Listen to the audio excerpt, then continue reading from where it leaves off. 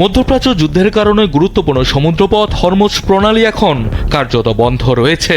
ইরানের পররাষ্ট্রমন্ত্রী Abbas Araghchi জানিয়েছেন, তেহরান কেবল সেই সব দেশের জাহাজের ওপর বিধিনিষেধ আরোপ করেছে যারা ইরানের ওপর হামলায় জড়িত। তবে যারা এই সংঘাত থেকে দূরে রয়েছে তাদের জাহাজ চলাচলে ইরান সব ধরনের সহযোগিতা করবে।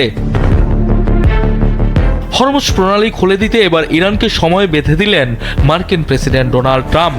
নিজের সামাজিক যোগাযোগ মাধ্যম ট্রুথ সোশ্যালে দেওয়া এক পোস্টে ট্রাম্প লিখেছেন, তেহরান যদি 48 ঘন্টার মধ্যে হরমুজ প্রণালী পুরোপুরি খুলে না দেয় তবে যুক্তরাষ্ট্র ইরানের বিদ্যুৎ কেন্দ্রগুলো হামলা করে গুড়িয়ে দেবে। আর ট্রাম্পকে পাল্টা হুঁশিয়ারি দিয়ে ইরানের সেনাবাহিনী বলছে, এ অঞ্চলে মার্কিন ও সংশ্লিষ্ট শাসক চক্রের মালিকানাধীন জ্বালানি এবং পানি বিশুদ্ধকরণ স্থাপনাগুলো তাদের হামলার লক্ষ্যবস্তু হবে।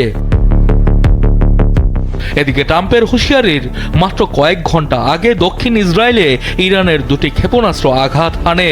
যুদ্ধ শুরু হওয়ার পর এটি ছিল সবচেয়ে বিধ্বংসী হামলা, যাতে শতাধিক মানুষ আহত হয়েছেন।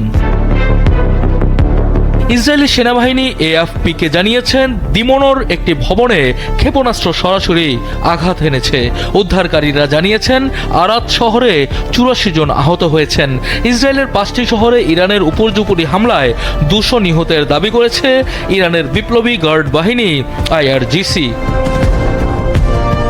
অবশ্য ইসরায়েলি প্রধানমন্ত্রী বেনিয়ামিন নেতানিয়াহু সব দিক থেকে প্রতিশোধ নেয়ার অঙ্গীকার করেছেন।